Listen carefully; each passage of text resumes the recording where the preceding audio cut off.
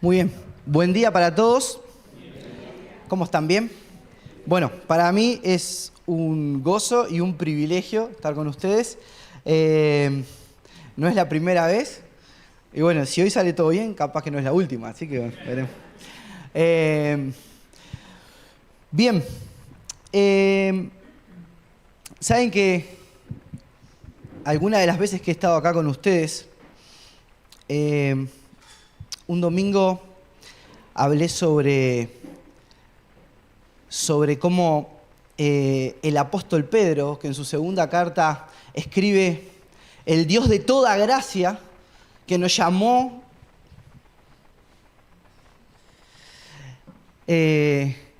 a su gloria eterna, y cómo el apóstol Pedro hablaba de un conocimiento pleno de ese Dios de toda gracia. Y otro domingo vine acá y hablé de un rey que aparece allí en el Antiguo Testamento, que se llamaba Josafat, que tuvo una situación extrema que le tocó vivir y cómo la resolvió con el Señor. Y otro día vine y hablé de estas mujeres que fueron a servir al Señor en el sepulcro, cuando el Señor, los discípulos estaban temerosos, el maestro había muerto y estas mujeres fueron allí a llevar un último servicio a su Señor. Pero hoy no hay reyes, ni hay apóstoles. Hoy no les voy a contar nada que no sepan, ni nada nuevo. Pero hoy quiero hablar de nuestro Señor Jesucristo. Estábamos cantando recién y cantamos una canción que decía: Él es Rey. Y lo repetimos varias veces: Él es Rey, Él es Rey, Él es Rey. Y hay un pasaje allí en Filipenses, ¿sí? En el capítulo 2, que todos ustedes conocen y lo saben de memoria. Yo les avisé que no iba a decir nada nuevo. Que dice allí en la mitad del capítulo, en el versículo 9: por lo cual Dios también le exaltó hasta lo sumo y le dio un nombre que es sobre todo nombre, para que en el nombre de Jesús se doble toda rodilla de los que están en los cielos, en la tierra y debajo de la tierra, y toda lengua confiese que Jesucristo es el Señor. ¡Qué tremendo! Tremendo. Jesucristo es el Señor. Jesucristo es quien tiene el señorío. Eso es lo que quiere decir. Nosotros hoy, en nuestra sociedad que nos toca vivir, a mí, que tengo 34 años, ¿sí? Capaz que parece que tengo más, la vida es dura. Viene algún gurí y me dice: Señor. ¿Sí? Ya les va a pasar a los más jóvenes, no pasa nada. ¿Sí? Pero es una palabrita que se usa con respeto hacia los más grandes. Pero no es lo que está diciendo acá. Lo que acá está diciendo es que Jesucristo es quien ejerce el señorío del universo. Y en sus manos están todas las cosas. Y ese es nuestro Señor. Ahora, la pregunta que yo quiero hacerte es: ¿Jesucristo es el Señor de tu vida? ¿Es quien ejerce señorío en tu vida? ¿De verdad es el Señor? ¿Es el que manda? ¿Es el que toma las decisiones? ¿El que lleva la rienda de mi vida? Este pasaje de Filipenses, capítulo 2, es hermoso, es vasto, tiene un montón de teología, cosa que yo no voy a hablar, ¿sí? Ustedes tienen excelentes maestros acá. Pero sí hay algunos detalles que me gustaría compartir con ustedes. Y a mí me cuesta mucho ponerle título a los mensajes, ¿sí? No sé si a los que les predica les pasa eso. A mí a veces le voy a poner un título y cuando miro es una frase de 15 palabras. Digo, no puede ser un título esto. Pero en este caso no fue tan difícil y le puse un paso atrás. ¿Sí? Un paso atrás. Y dice el apóstol Pablo allí en el capítulo 2, versículo 1. Por tanto, si hay alguna consolación en Cristo, si algún consuelo de amor, si alguna comunión del Espíritu, si algún afecto entrañable, si alguna misericordia, completad mi gozo, sintiendo lo mismo, teniendo el mismo amor, unánimes, sintiendo una misma cosa. Nada hagáis por contienda o por vanagloria, antes bien con humildad, estimando cada uno a los demás como superiores a él mismo, no mirando cada uno por lo suyo propio, sino cada cual también por lo de los otros.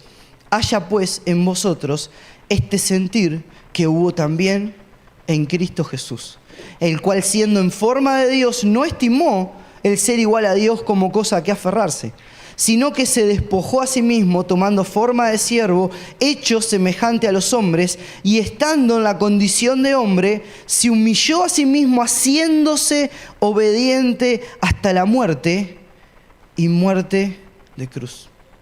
El apóstol Pablo está encarcelado, ¿sí? Está encarcelado. La mayoría de los que estamos acá, o todos, no tenemos idea qué es eso. ¿Sí? A nivel físico, ¿sí? Quizás nunca hemos estado tras las rejas, quizás. Y el apóstol Pablo está encarcelado no por malhechor, ¿sí? No está encarcelado porque anduvo robando allí en 18 de julio. No, el apóstol Pablo está encarcelado, estas cadenas, dice que tengo en Cristo. Y él está ahí, encarcelado, escribiendo a esta hermosa iglesia. Y fíjense lo que les dice. Y esto para vos y para mí. Fíjate. Si ustedes, versículo 1, si ustedes han tenido o han encontrado o han sido partícipes de alguna consolación en Cristo, ¿sí? Si en Cristo han encontrado ánimo, si han encontrado un Padre, si han encontrado ese amor afable de Dios, ¿sí? Si han encontrado comunión en el Espíritu, si tienen al Espíritu Santo, si han encontrado misericordia, hagan esto que les voy a decir ahora. Y no les voy a pedir que levanten las manos, pero estoy seguro que los que estamos acá hemos experimentado esto. Somos personas que hemos experimentado ánimo en el Señor, consolación en el Señor, misericordia del Señor en nuestras vidas. Y si lo hemos encontrado, este ánimo, esta consolación, esta misericordia, el apóstol Pablo dice, completen mi gozo. Y esto es algo que me impacta un montón. El apóstol Pablo, el gozo del apóstol Pablo está puesto en su Señor, en Jesucristo, ¿sí? En esta misma carta, si damos vuelta a la página, vamos a encontrar que él les manda a esta iglesia que siempre se regocijen en el Señor, ¿sí? Que Él sea la fuente de su gozo. Fíjate quién es la fuente de tu gozo. Imagínate que la fuente de tu gozo sea algo que varía. Por ejemplo, imagínate que la fuente de mi gozo sea Peñarol. ¿Cómo estaría? ¿No? Bien. ¿Sí? Ahora, ¿qué pasa cuando la fuente de mi gozo es la roca eterna, inamovible, invariable, inmutable? Mi gozo es constante, no varía, no cambia, está en el Señor. Y ese es el gozo del apóstol Pablo. Pero él hace un pedido y les dice a esta iglesia, Yo tengo gozo en el Señor. Mi gozo está en la roca eterna, pero les pido a ustedes que completen mi gozo, que lo hagan perfecto. ¿De qué manera? Fíjense, sintiendo lo mismo, teniendo el mismo amor, unánimes, sintiendo una misma cosa. Esto es tremendo. El apóstol Pablo, el corazón del apóstol Pablo, ¿sí? Su gozo, el que su gozo sea perfecto, depende de que la comunión en la iglesia sea una buena comunión, ¿sí? Sea una hermosa comunión en la congregación de los santos. No depende de su libertad. Él no está diciendo que mi gozo sea completo, entonces que yo sea liberado de estas cadenas. Él quiere ser liberado. Claro que quiere ser liberado. Quiere seguir sirviendo al Señor en un montón de cosas que Él sabe que puede servir siendo liberado. Sin embargo, estando ahí, en esa prisión, en esas cadenas, Él dice que el Evangelio ha sido predicado a todo el pretorio, que la palabra de Dios se ha seguido extendiendo. Entonces, su gozo completo no es su libertad. Su gozo completo es la comunión de los hermanos. Y esto a mí me impacta, porque el corazón de este hombre está entregado a la congregación, ¿sí? A la grey, ¿sí? Al pueblo del Señor. Qué tremendo. ¿Amás la iglesia? ¿Amás la iglesia de Dios? No el edificio, ¿sí? No el edificio y las paredes. No. ¿Amás la iglesia de Dios? Si vos ves que la iglesia está en un punto en el que hubo alguna situación difícil y estamos un poquito, como que hay un poquito de raspe ahí, influye en tu corazón. ¿Te vas triste o rogás al Señor por esa situación? Necesitamos, hermanos, amar la iglesia de Dios. Amarla y rogar al Señor por la iglesia de Dios.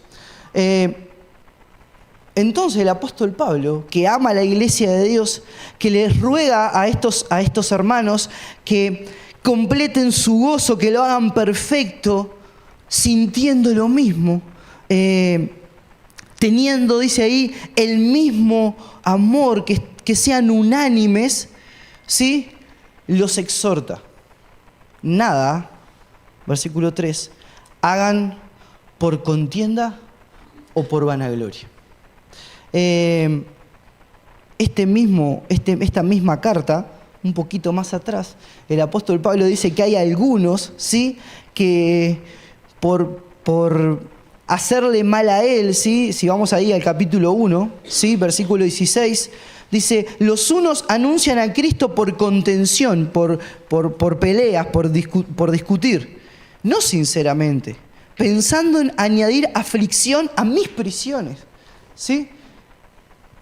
Hay quienes sirven al Señor no por el gozo de servir al Señor, sino porque yo sé que este servicio mío va a hacer que aquel se enoje, o va a hacer que aquel se moleste, o que sienta envidia, o que le caiga mal. Le voy a ver la cara cuando me vea predicando, cuando me vea, ¿sí?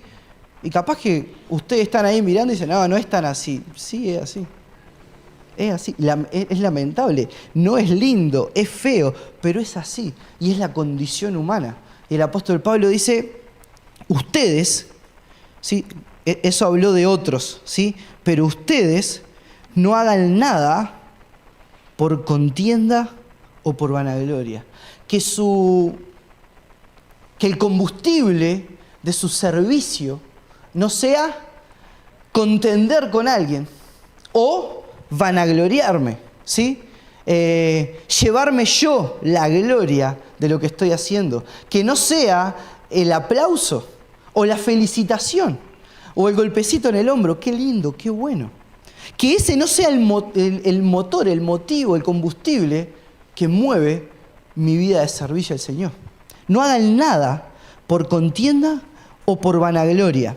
Todo lo que nosotros hacemos que no fomenta a la unidad y a la comunión, fomenta a las grietas y a la división. ¿Sí? Hay muchas cosas en la vida y en la vida cristiana que son blanco o negro. Hay muchas. ¿Sí? El Señor Jesús dijo, el que conmigo no junta, ¿qué hace? Desparrama. No, pero yo no hago ninguna de las dos. Ni junto, ni desparrama. Estoy quietito en el medio. No existe. No existe. El que no junta, para el Señor, desparrama. ¿Sí? En otro momento, los discípulos dicen, había algunos predicando tu nombre, pero como no están con nosotros, le dijimos que no prediquen más. ¿Y el Señor qué les dice? Déjenlos.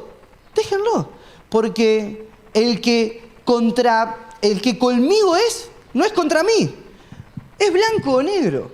Y en nuestra motivación del servicio, lo que no es de unidad y de comunión es de división y es de grietas, hermano. No hay más que eso. El apóstol Santiago, en su carta, escribe, hablando de la sabiduría, dice que hay dos tipos de sabiduría, ¿sí? Hay una sabiduría que viene de lo alto y hay otra que es carnal, animal, diabólica, ¿sí? Y una dice que trae paz, unidad, ¿sí? Pacífica, pura, benigna, llena de misericordia. La sabiduría que viene de Dios. Pero esta otra está llena de contención en su corazón, de envidias, de celos. ¿Sí? Dos tipos de sabiduría. Una viene de Dios y la otra no. Cuando yo y mi motivación es llevarme la gloria o contender con alguien, es una sabiduría que no es la de lo alto. Porque la sabiduría de lo alto es pura y es pacífica. Pero cuando yo estoy haciendo eso, estoy recurriendo a mi parte animal, a mi parte carnal, ¿sí? Que es celos, contienda, divisiones, ¿sí? No es lo que el Señor quiere para nosotros, hermanos. Versículo 3, que es donde estamos. Nada hagáis por contienda o por vanagloria, antes bien con humildad, estimando cada uno como superiores, a él mismo.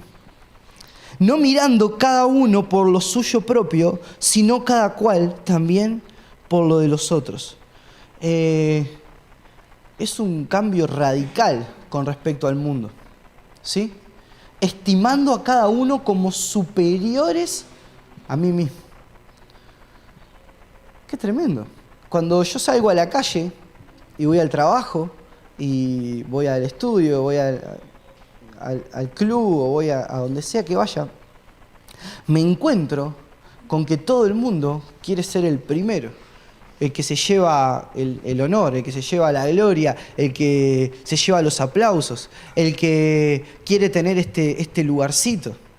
Y acá encuentro que el apóstol Pablo dice, completen mi gozo, que mi gozo sea perfecto, no viviendo de esta manera, sino estimando a los hermanos.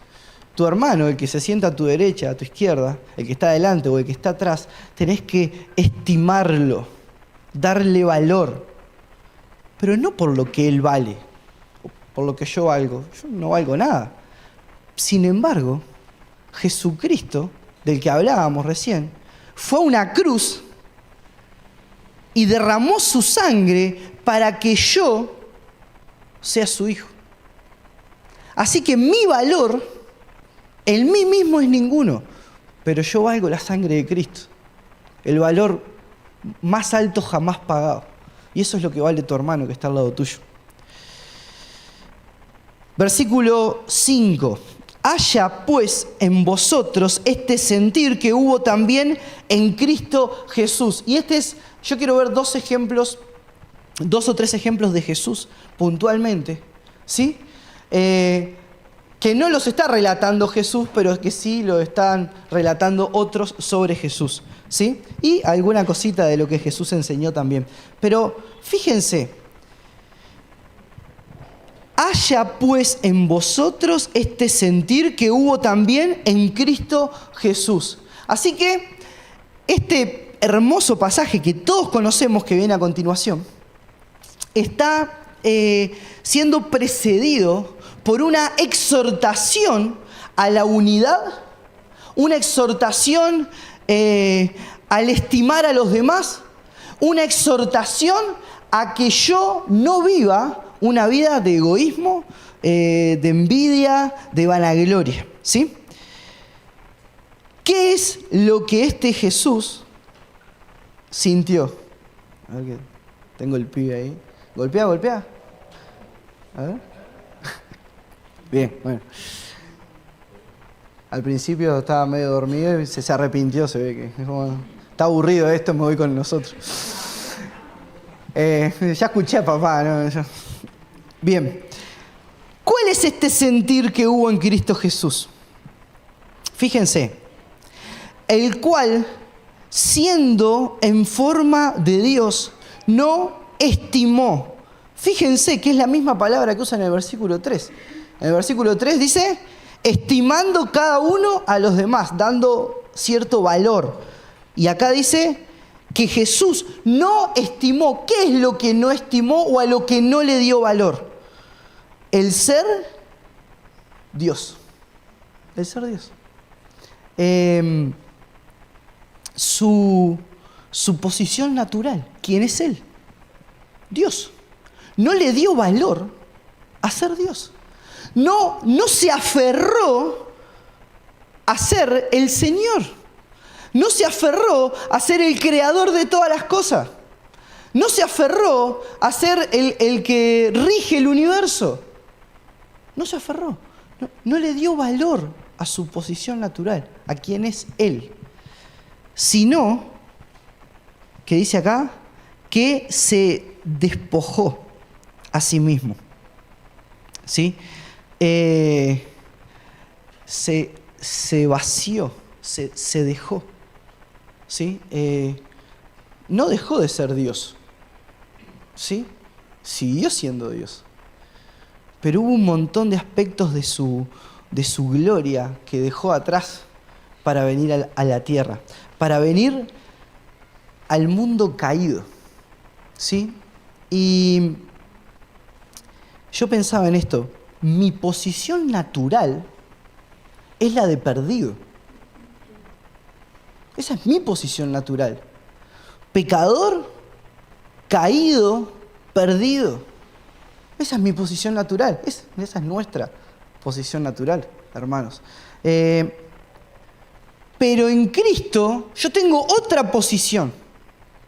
¿Se acuerdan cuando el apóstol Pablo le habla a los romanos y les dice, ustedes que son un injerto, ¿se acuerdan? Del olivo, ustedes son una rama agregada, no se gloríen porque si al original, al natural lo cortaron, cuidado con ustedes.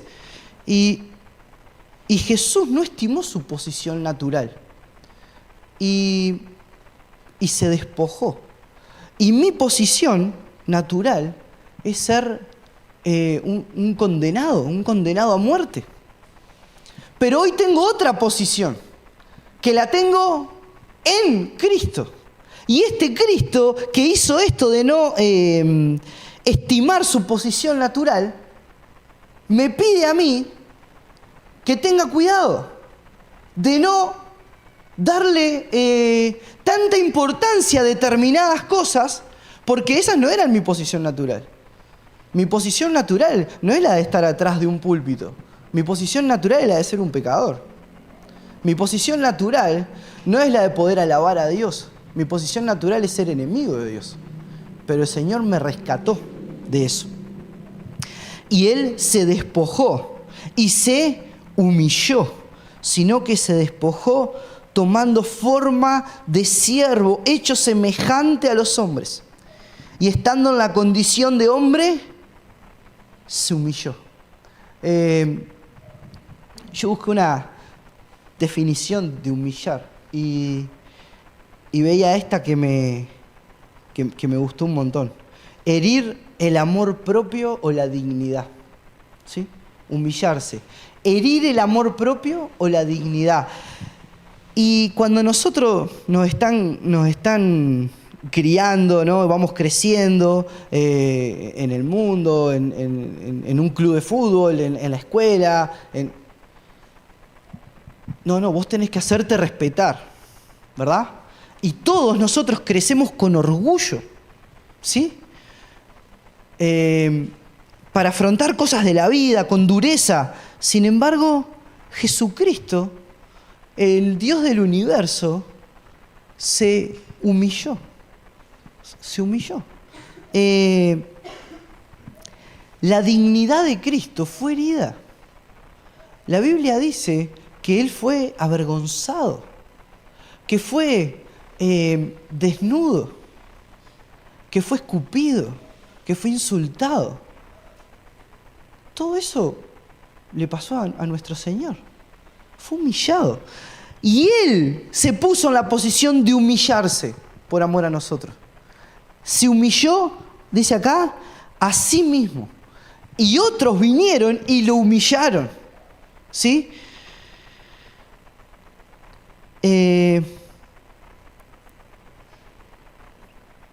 Pero esto tenía un objetivo. Haciéndose, dice, obediente. Obediente al Padre. Hasta la muerte. Y muerte de cruz. Si el Dios del universo, dice el apóstol Pablo, no estimó su posición natural, si el Dios del universo se despojó, se humilló y fue obediente, ¿quiénes somos nosotros para no seguir ese mismo ejemplo que dice el versículo 5? Haya pues en vosotros este sentir que hubo también en Cristo Jesús. ¿Quién soy yo para estimar tanto una posición o un lugar? ¿Quién soy yo para no despojarme de cosas, de mi vida, de mi carácter que tengo que despojarme, o cosas materiales que quizás tengo que dejar ir, o que quizás tengo que ofrendarlas, o que tengo que dársela a uno que necesita más? ¿Quién soy yo para aferrarme tanto? ¿Quién soy yo para no humillarme? Para ser tan orgulloso que digo, no, yo no me humillo ante nadie. Es un corazón que está lleno de orgullo. ¿Quién soy yo para ser desobediente? Porque Jesucristo fue obediente, la obediencia más alta jamás cumplida. Dejó de ser Dios, no estimó ser Dios, vino al mundo, se hizo siervo y murió en una cruz. ¿Sí? Ahora, esta obediencia que nuestro Señor nos es de ejemplo, también la enseñó, esta humildad, este paso atrás. ¿Sí? También lo enseñó. Y me gustaría que me acompañen a dos pasajes de los evangelios. El primero está en Mateo 20 y lo van a recontra conocer. Dice allí que el versículo 20, Mateo 20, versículo 20, dice: entonces se le acercó la madre de los hijos de Zebedeo con sus hijos, postrándose ante él y pidiéndole algo. Él le dijo: ¿qué quieres? Ella le dijo: ordena que en tu reino se sienten estos dos hijos míos, el uno a tu derecha y el otro a tu izquierda. Entonces Jesús respondiendo dijo: no sabes lo que pides.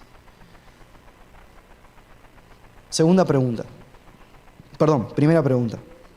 ¿Podéis beber del vaso que yo he de beber?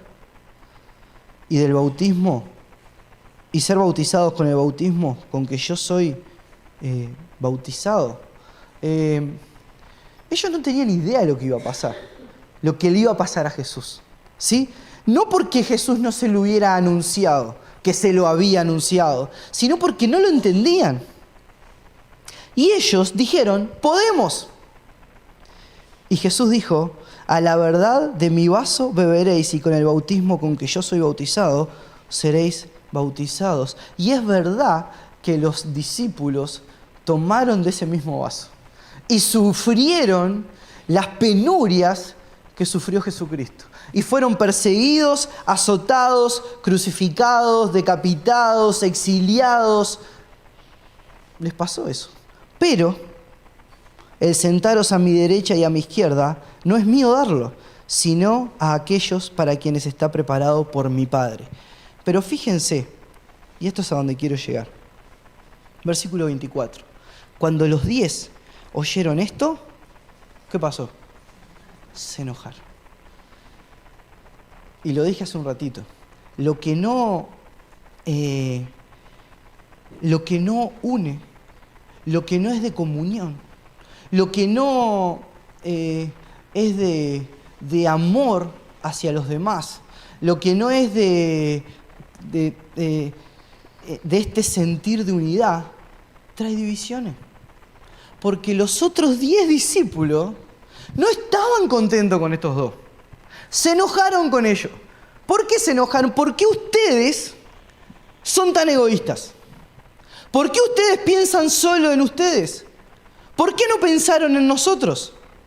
¿Por qué buscaron su beneficio propio? Y no digo que estos dos sean peores que los otros 10. Capaz que si otros tenían la oportunidad hubieran hecho lo mismo. No es el punto. El punto está en que cuando nosotros no buscamos el bien común, hacemos grietas. Se hacen grietas en la congregación.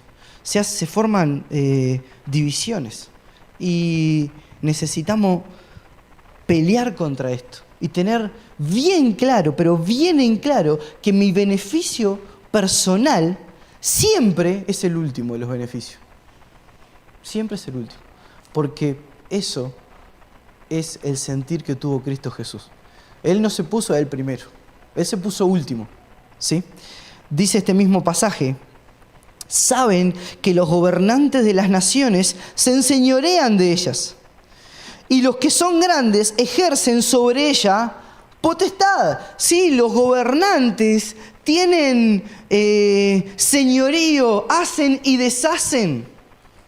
En aquellos tiempos monárquicos, tremendo, y en estos tiempos también. No cambia nada.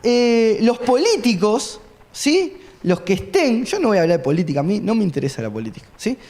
Pero los que estén, sea del partido, del color, la ideología, no importa, todos ejercen señorío y tienen potestad sobre las naciones que gobiernan.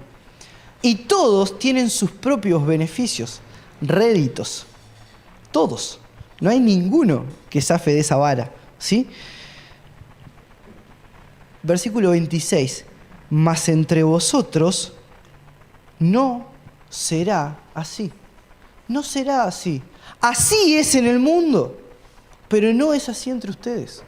Entre ustedes, el que quiera ser grande será, ¿qué? Servidor. Y el que quiera ser primero será siervo. Como el Hijo del Hombre no vino para ser servido, sino para servir.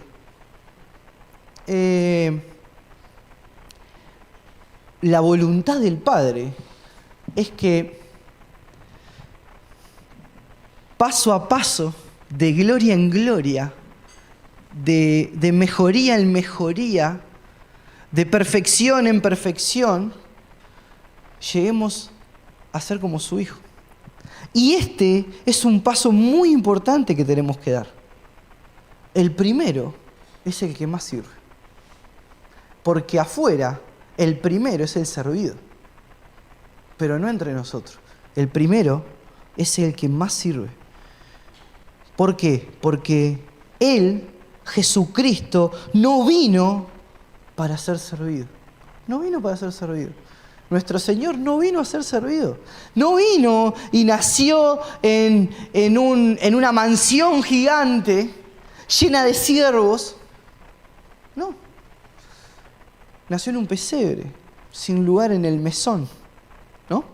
Ayer en la reunión de niños teníamos ahí era el cierre, paréntesis, y era la finalización, la actuación, todo, y se hizo esta historia ahí con, bueno, después capaz que les puedo mostrar alguna foto, muy lindo, todos los niños ahí disfrazados, pero no había lugar para el dueño del universo que naciera y tuviera una cama. No hubo lugar para él. Para él hubo un pesebre, un canastito con un poco de paja ahí. Eso hubo para el Señor del universo. No vino para ser servido. No hubo siervos que trajeran manjares a su mesa. No hubo siervos que vinieran y prepararan sus ropas espléndidas. Él vino para servir, para dar su vida en rescate por muchos. El mayor servicio de todos, dar su vida en rescate por muchos. Y la segunda enseñanza que quiero que veamos también de nuestro Señor Jesucristo está allí en el Evangelio de Juan, capítulo 13, otra muy conocida.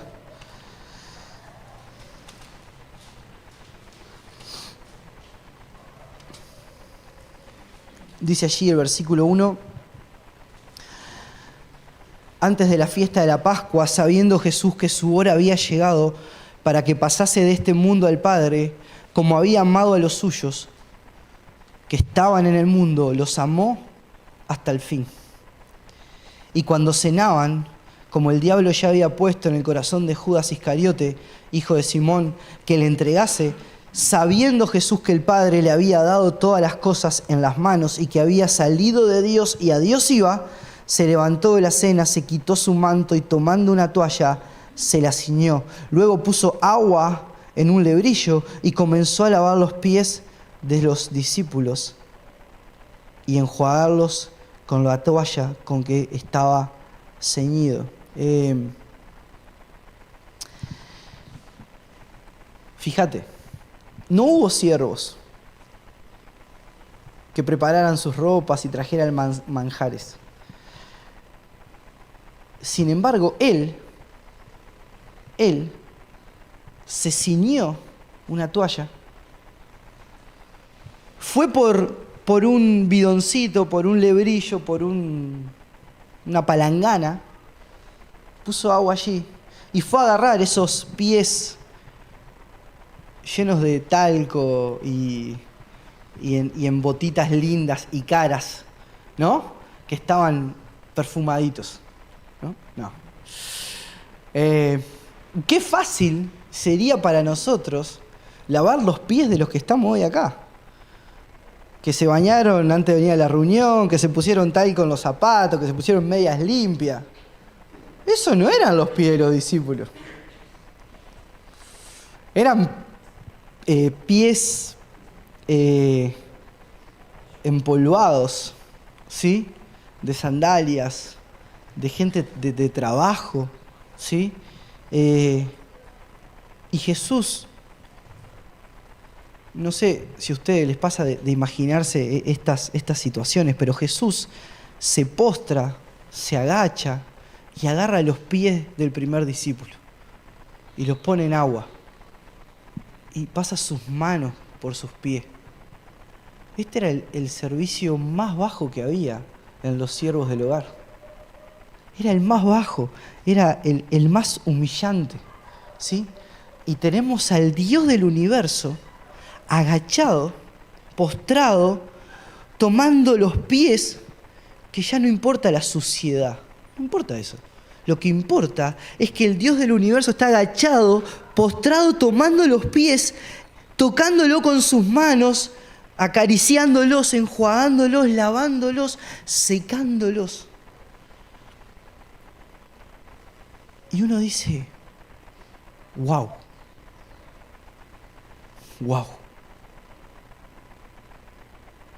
Pero a mí me cuesta ir a abrirle la puerta a un hermano. O si está lloviendo y veo que hay alguien que no tienen que irse, digo, no, me va a mojar el auto. Capaz que me lo ensucia. Capaz que me pasa solo a mí eso, y es mi corazón duro, y a ustedes no les pasa, pero es la condición nuestra. Condición con la que tenemos que luchar contra todas nuestras fuerzas. Orgullo que hay que romper y mirar el ejemplo de nuestro Señor. Versículo 13. Vosotros me llamáis Maestro y Señor, y decís bien porque lo soy. Jesús sabía quién era Él.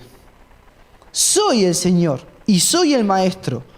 Y si yo, el Señor y el Maestro, he lavado vuestros pies, vosotros también debéis lavaros los pies los unos de los otros, porque ejemplo os he dado para que como yo os he hecho, vosotros también hagáis.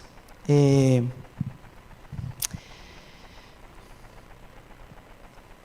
mi iglesia no se acostumbra a lavar los pies de la gente. No entiendo que sea lo que el Señor nos dice, que tengamos que lavarnos los pies los unos de los otros, literalmente. Pero sí entiendo que el Señor nos exhorta a un servicio humilde, ¿sí? A un servicio humilde, quitando todo rasgo de orgullo, de altanería, de vanagloria, ¿sí? Rompiendo con esas cadenas que no nos dejan crecer en la vida cristiana.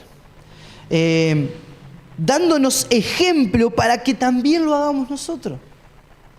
No estimar posiciones como Él no estimó ser Dios. No estimar posiciones, ¿sí? No darle valor a las posiciones.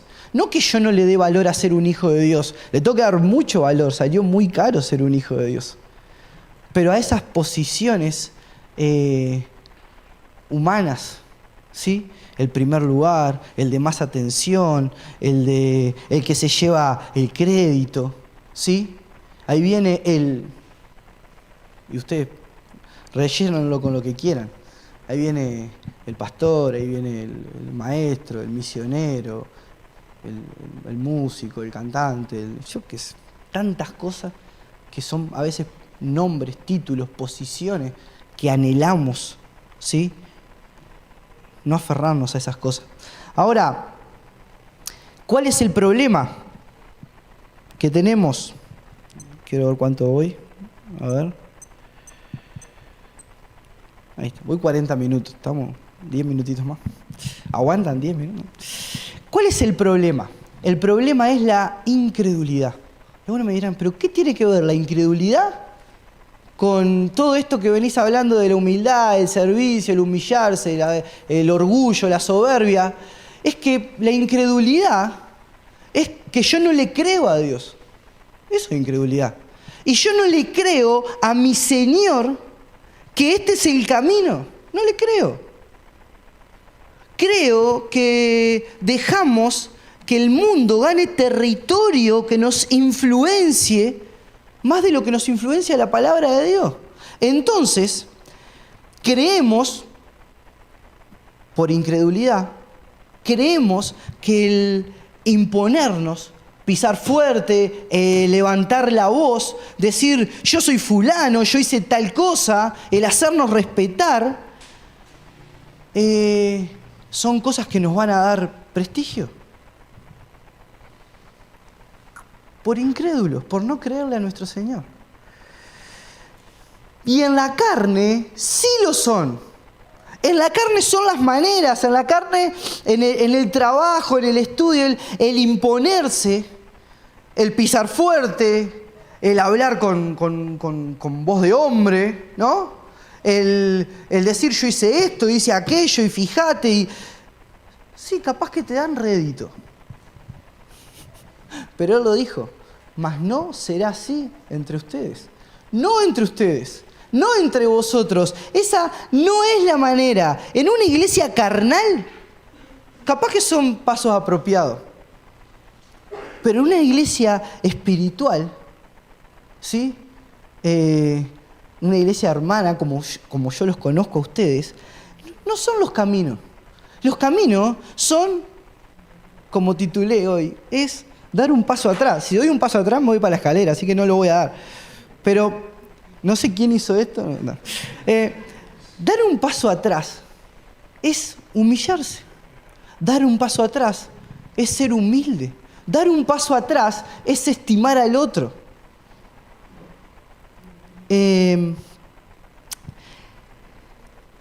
Fíjense, hay ahí en Lucas, si quieren yo voy, pero Lucas 18, hay un ejemplo que a mí me impacta mucho, y es en el capítulo 9, dice que hay dos personas, hay un fariseo y hay un publicano. Hay un líder religioso, alguien que conoce la letra, que supuestamente cumple con la ley, y hay otro que es un pecador. Es un pecador.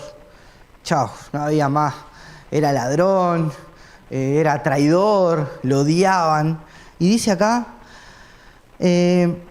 versículo 10, 2 hombres subieron al templo a orar. Uno era fariseo y el otro publicano. El fariseo, puesto en pie, oraba consigo mismo de esta manera. Y ahí está la clave. ¿Con quién oraba? Consigo mismo. Dios, te doy gracias porque no soy como los otros hombres, ladrones, injustos, adúlteros, ni aún como este publicano. ¿Sí? Desprecio por el prójimo, desprecio por el prójimo. ¿Sí? No soy como este. Ayuno 2 veces a la semana, doy diezmo de todo lo que gano, ¿sí? Lleno de vanagloria, que es lo que hablaba hoy el apóstol Pablo, lleno de orgullo en su corazón. Pero había otro, un publicano, un pecador, que no quería ni aún alzar los ojos al cielo. Y esto a mí me mata. Porque no sé si me imagino que sí. Pero no sé si te ha pasado de no querer ni levantar los ojos. Porque sabés quién sos. Sino que se golpeaba el pecho diciendo: Dios, sé propicio a mí, pecador. Señor, vení a mí, que soy pecador. No ayuno 2 veces a la semana, no doy diezmo de todo lo que gano, no me sé la ley, quizá sí, soy ladrón, soy injusto, pero sé quién soy. Vení a mí, por favor. Os digo que éste descendió a su casa justificado antes que el otro, porque cualquiera que se enaltece será humillado, y el que se humilla será enaltecido. ¿Le creemos a Dios estas cosas? ¿Le creemos que este es el camino? El camino de la humildad, de la humillación, de no enaltecernos a nosotros mismos, sino que estimar a mi hermano que está ahí sentado al lado mismo, dándole más valor que a mí. Pero, Gonzalo, fíjate que yo hice este bien y mira el mal con el que me pagan. ¿Pasa esto o no pasa? Capaz que pasa en la iglesia que yo voy nomás. Fíjate la amabilidad, el amor que yo ofrezco y la frialdad con la que me responden, con la que soy tratado. Fíjate cómo busco la unión o el consenso y siempre se levanta o aparece oposición. Y todo el que paga mal por bien o no demuestra afecto fraternal a sus hermanos o es oposición ante las cosas que Dios quiere, tiene que arrepentirse de su pecado. Tiene que arrepentirse de su pecado. Está en pecado, está equivocándose. No es el camino que Dios tiene. Y el que juzga es el Señor. Y el Señor va a juzgar. No es un dicho, no, Dios va a juzgar. Sí, Dios va a juzgar, pero Dios va a juzgar. Ahora, como el que juzga es el Señor, y vos que te esforzás hacia la unidad, hacia la paz, hacia el amor, a la comunión, ¿sabés qué tenés que hacer? Tenés que soportar. ¿Pero cuánto voy a soportar? El apóstol Pablo, hay una situación en 1 Corintios, no sé si se acuerdan, que dice que hay una situación difícil ahí, que hay un litigio, que hay algo que se complicó ahí, hasta fueron por caminos legales. Y él hace una pregunta que a mí me impacta cada vez que la leo. ¿Por qué más bien no sufrís el agravio? ¿No? Fíjate la pregunta. ¿Por qué no lo sufrís? Y uno dice, ¿pero por qué voy a sufrir que me agravien? ¿No? ¿Por qué? ¿Por qué voy a sufrir que me agravien? Si me están agraviando, bueno, ¿por qué no lo sufrís? ¿Por qué no lo soportás? ¿Por qué no lo soportás? Entonces, pensando en esto, en el soportar, en el que hay cosas difíciles que a veces tenemos que soportar como hijos de Dios, quiero darte el ejemplo de mi Señor. Ya lo vimos hoy un poquito, pero fíjate de lo que habla de soportar. Acompáñame ahí a Isaías capítulo 53. En mi defensa tengo que decirle que yo le avisé antes que no traía nada nuevo. Así que...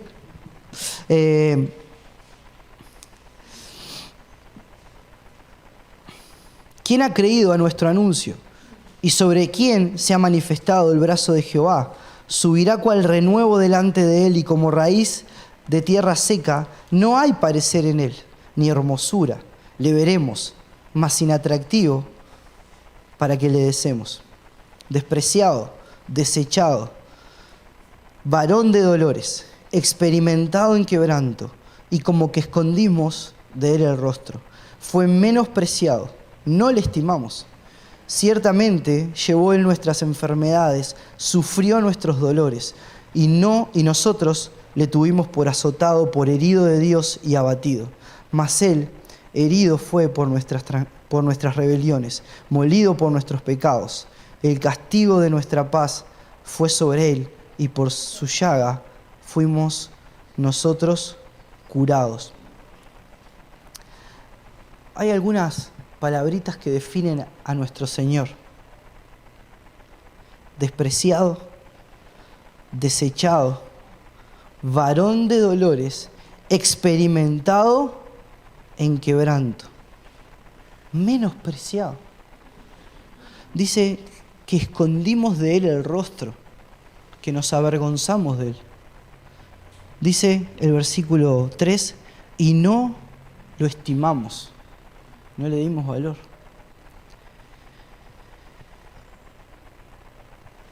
Ahora, cualquiera de nosotros que piense en ser despreciado, desechado, menospreciado, avergonzado, no valorado, no estimado, negado,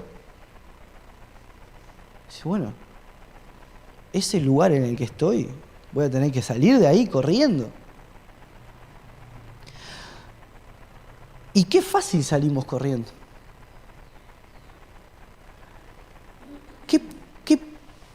Qué poco soportamos. Qué fácil que es. Me hiciste esto, me ofendiste de esta manera. ¿Por qué no somos como nuestro Señor? ¿Por qué no nos paramos y miramos su ejemplo? Despreciado, desechado, varón de dolores. Los hombres de Dios que aparecen en la Escritura son hombres de dolor. son hombres de dolor. Los que están nombrados acá, los conocemos por lo que sufrieron, por lo que Dios hizo con ellos, tremendo, pero por lo que sufrieron, por los que le tocó atravesar, por lo que le tocó caminar con el Señor. Dice allí el versículo 6, todos nosotros nos descarriamos como ovejas, cada cual se apartó por su camino, mas Jehová cargó en él el pecado de todos nosotros. Angustiado, afligido, no abrió su boca. Como cordero fue llevado al matadero y como oveja delante de sus trasquiladores, enmudeció y no abrió su boca. ¿Cuántas veces tendríamos que aprender en no abrir la boca, no? ¿Cómo mi Señor me enseña a soportar? Cómo el apóstol Pablo me exhorta a ser como mi Señor. Como dice, tengan el mismo sentir que hubo en Cristo Jesús. No estimen una posición. No estimen un carguito. Valoren a su hermano. No hagan nada para contender o para exaltarse a ustedes mismos. Humíllense, sean humildes, pongan al otro primero, den un paso atrás. Cierren la boca, sepan sufrir. Eso nos está diciendo el apóstol Pablo. Nada de lo que hagamos genere, hermanos, grietas en la iglesia. Nada de lo que hagamos. Si mi motivación es equivocada, pongámosla delante del Señor. Señor, ¿por qué quiero hacer esto? ¿Qué tenés vos para mí? Si mi motivación no es la correcta y va a destruir lo que Cristo compró con su sangre preciosa, frená. Dejá de hacerlo, callate y seguí buscando a tu Señor. Ninguno de nosotros tiene el derecho de destruir, romper, dividir la iglesia de Cristo y la unidad tan preciosa por la que su sangre fue derramada, hermanos. Dice el final de este pasaje, y no quiero irme sin leer esto. Versículo 11, verá el fruto de la aflicción de su alma y quedará satisfecho. El dolor de Jesús, su quebranto, su silencio, dejó fruto. Y ese fruto somos nosotros. Su alma fue afligida, pero Él, dice, quedará satisfecho. ¿Sí? Valió la pena el sufrimiento, el dolor, el cargar con el pecado, porque ahí está ese mi pueblo, mis hijos. Que nuestro sufrimiento quizás, quebranto, silencio, ofensas que podemos recibir, muchas veces pueden convertirse en fruto en alguien. Que no andemos con el cuchillo cortando, sino que más bien andemos soportando, como nuestro Salvador dejó de ejemplo. ¿Oramos? Padre Santo, gracias Señor por tu amor. Gracias Dios por tu gran misericordia. Gracias Señor por Jesucristo. Gracias por su ejemplo, Señor. Te rogamos, Señor, que tú transformes nuestros corazones, Señor, y podamos ser más como Él, Señor. Que vivamos de esta manera, Señor, que entendamos, que conozcamos, que experimentemos esto que experimentó nuestro Señor Jesucristo, Señor. Y que, Señor, tú nos esfuerces para poder vivir vidas que den gloria a tu santo nombre, Señor. Que no seamos como en el mundo, Señor. Que seamos como tú nos mandas, Señor. Y que tu iglesia, Señor, la que tú compraste con tu sangre preciosa, Señor, sea unánime, de un mismo sentir, Señor, llena de amor, Señor.